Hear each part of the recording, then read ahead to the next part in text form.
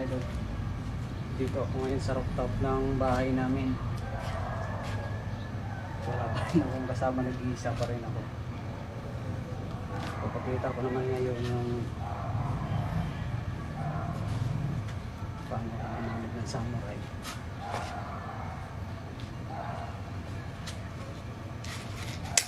Parang yun siya, parang harness, pero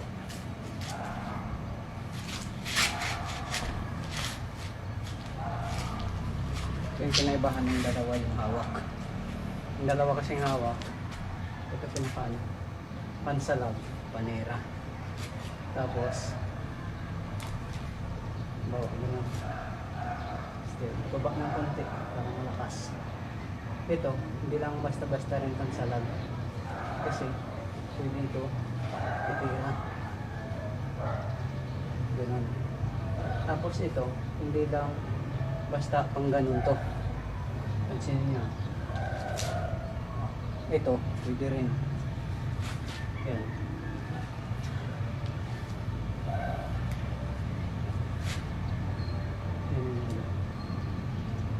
Stable.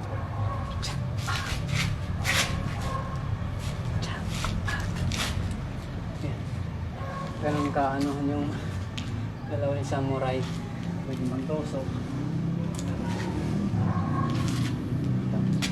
Mahirap pong salagin yung ganitong estilo, kasi ito pwedeng tira, ito pwede rin pansalag. Yan. Salag sa pareho, pwedeng ibaba. Ganun siya.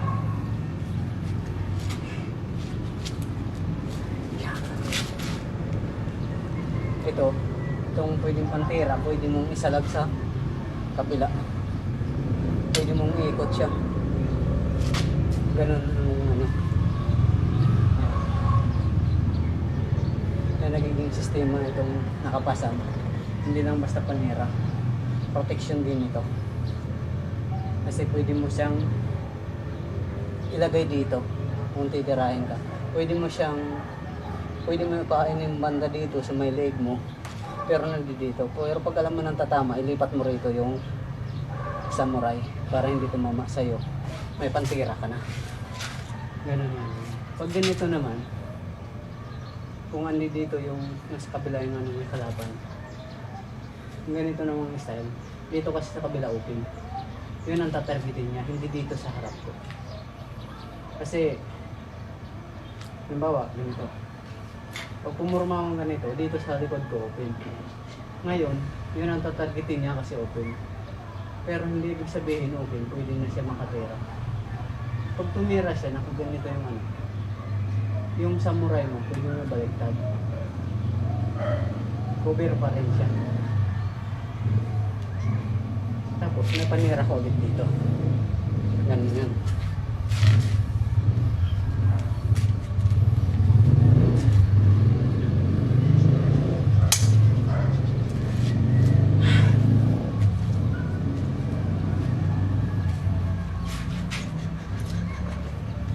Dito yung baliktad. Estilo niya.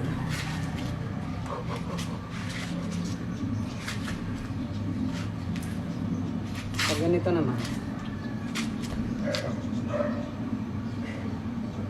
siyempre nasa baba yung hawak. So, sa ganito, parang mapapansin ng kalaban, parang mahina yung panira mo. Iniisip niya ito lang talaga yung panira mo na mahina. Yan. Yan. Totoo mahina pag ganitong hawak, hindi kayang pumutol ng saging halos yun. Ang problema, sa ganitong sistema pwede siya makampante. Kasi kaya mong palit ng posisyon. Ganun yan. Pwede kong lipat. Ito na. Magiging sistema. Yan. Pag ganun, iniisip niya. Yan. Pwede mo siyang isalag. Yan. Ganun ito pag salag. Kung harap-harapan. Tapos, tsak! Pwede mo siyang tusok na ganun. Ganun. Tapos, pwede mo siyang, yan. Katulad ng sinabi ko, ito pwedeng panira, pwede pansalad. Ito pwede rin panira, pwede pansalad. Pero ano talaga dito, salad. Pag sinalag niyo ito sa paa, dapat tatamain dulo ito sa simento para hindi ka anong persadong may tatapon yung kamay mo. Patatamaan yung simento kung sa paa yung hataw niya. Kung kalagitnaan lang naman ang pag ganito, kailangan pipursahin mo yung kamay mo. Dapat pag may tumama dito, dapat may kasunod na. Ganun ka. Huwag po kayo maglalaro ng espada kasi delikado po ito. Hindi dito basta-basta man. Kasi pag nagkamali kayo dito, hindi biro, yung magiging gas-gas nyo. Baka hindi lang gas-gas.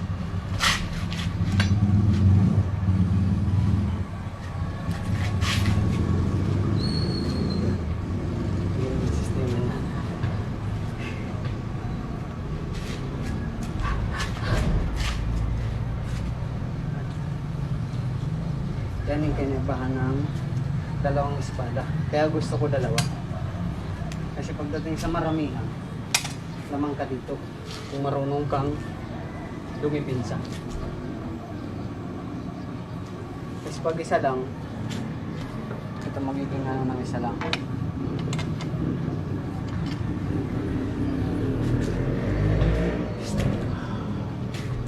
Ganito naman. Kasi pag nakaganito, pera na lang. Ganun. Lahat pag ganun. Hindi pwede. Pag ganun. Walang Tsa! Pero pwede. Ganun. Diba pag ganun. Pero pwede mo nito. Hindi dito. Dito dadaan. Pabalog ka lang konti. Dito na sa kabila. Hindi dito. Pag ganun, diba nasa ganun na. Yung dito mo open na. Kasi sa lakas ng ataw mo, open na. Kaya kailangan ikot ka agad. Ikot. Sabay ganun. Kasi kung kung alanganin na, pag masikip na kasi ikot na kailangan. Pero maluwag pa, pwede mong ganun. Pag ganito naman, harap.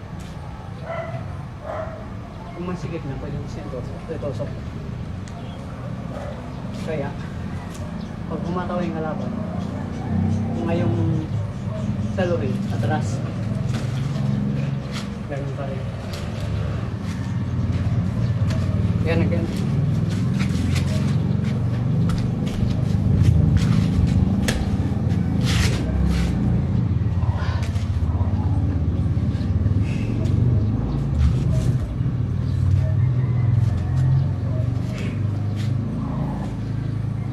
Ito naman, kung sanay kayo humawak ng isang kamay, kaya, kung malakas yung kamay nyo.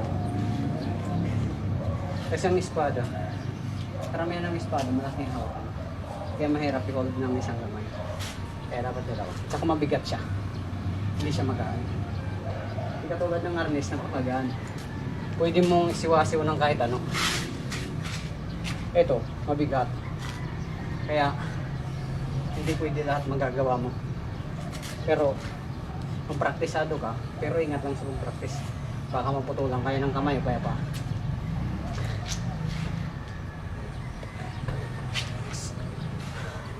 Yan.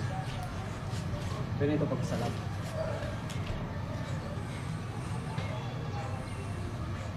Yung dulo, yung walang talim, papatong nyo dito sa malambot na parte ng katawan, ng braso nyo, kamay. Ayan. Pagsasalab kayo ng malakas. Tapos pwede na kayo tumera. Kaya nandito lagi ito. Huwag nyo ikakalat kamay nyo, baka tamaan. Dapat lagi nandito na kayo. Kasi ito, pang salab talaga ito.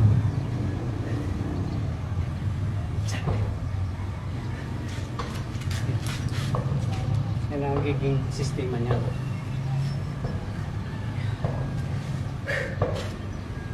Dito pa rin.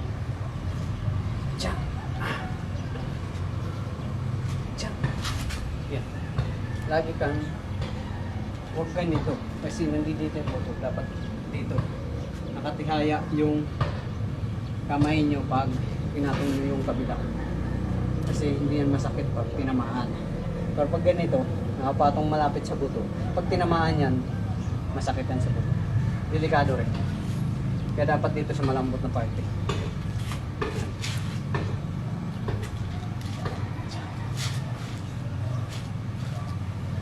Tapos huwag niyong kalimutan kasi iniisip ng kalaban, yun na lang sandata mo yung ano. Pero pwede kayong gumamit ng sipa. So ganun gagawin ko.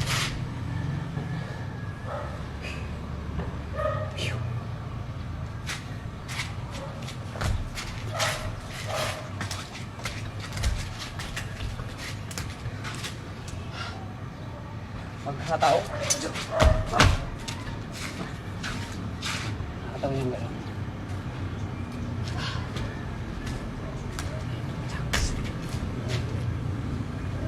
Nadayain niya yung kalaban. Gusto ko pero dapat mabilis. Medyo matagal na kasing hindi ako gumagalaw kaya hindi lang akong pagod. At napakabagal na ng kilos ko mula sa ensayo.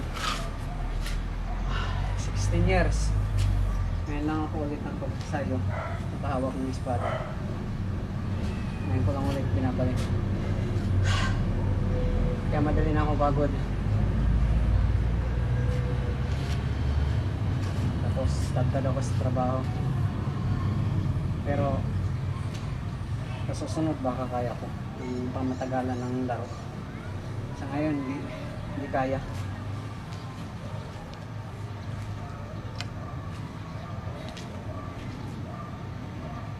Isa sa mga to, ito yung medium, ito yung large. Ito yung medium, yung bibigay ko dun sa mga mananalo, dun sa tinatanong ko. Napaka saktong sukat lang po ito na pambahay. Kaya salamat sa pumatol dun sa sagot ko. Salamat sa mga follower ko.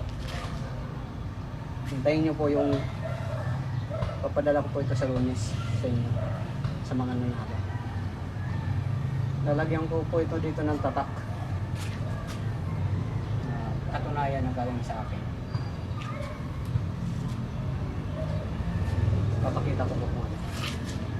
Sige po, ito lang po yung may update ko na konting tips. Pag humawak kayo ng ganito, nag-practice, kaya mag-ingat po kayo ng over kasi delikado po ito, matatalim po. Ako kasi sanay lang ako sa probinsya gumamit ng itak, kaya kahit isang kamay nagagamit ko. Talaga yan ang pantrabaho ko. Isang kamay. Kasi pag nagkukupra ako, hindi pwede dalawang kamay, puputol mo dun sa ano eh. Kaya kailangan mo matagalan yung natawan ng ano. Nagpuputol ka ng kahoy. Kailangan isang kamay. Hindi pwede yung dalawang kamay. Hindi naman palakol hawak mo eh. Kung palakol pwede. Kaya ang espada, kaya talaga hawakan ng isang kamay. Kasi mas madali ibalik yung isang kamay kaysa dalawa. Ito, i-explain ko po. Bakit mas madali yung ibalik. Kasi yung isang kamay, may ahataw mo, yung katawan mo, diretso pa rin. Pero sa oras ng dalawa, yung katawan mo, pilipit na agad. Pwede ka masundan agad ng kalaban. Kaya hinaan mo na kaagad yan pag na ihataw mo na malakas dito mama.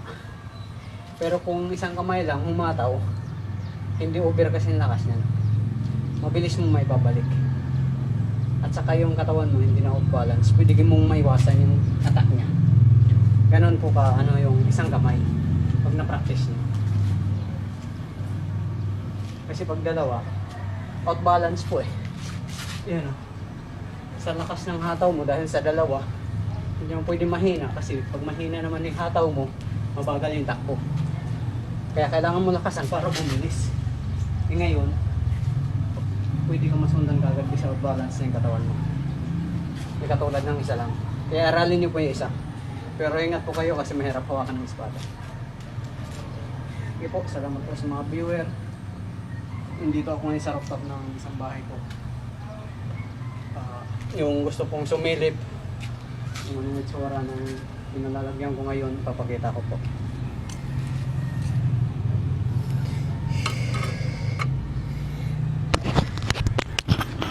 Ito mic po ito eh. Mahaba lang yung wire. Yan.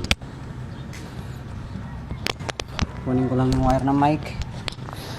Ipit ko. Para lumakas yung boses ko. Ito, ipapasilip ko po kung nasaan po ako.